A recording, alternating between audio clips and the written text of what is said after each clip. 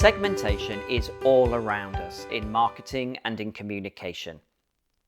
But what is segmentation? Well, there are four key types. The first type is what we call demographic segmentation. People who are grouped together by a common profile, such as their age or their occupation or their income or their family situation. The second important type of segmentation is what we call psychographic segmentation. And these are people who are grouped together because they share a common belief or a common attitude or a common brand preference.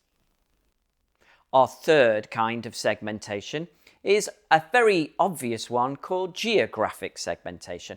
People who are grouped together because they live in the same place, maybe North America, maybe Western Europe, perhaps they live in a city, a metropolitan area, or in a rural area.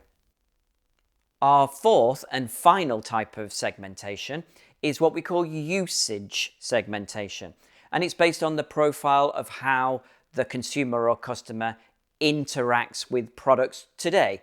Are they heavy users? Are they light users? When do they buy? How do they buy? On what occasions do they use? Are they loyal consumers or are they promiscuous consumers? Have they heard of you? Are they aware of you? Are they unaware of you? Now, why do we need to do segmentation at all?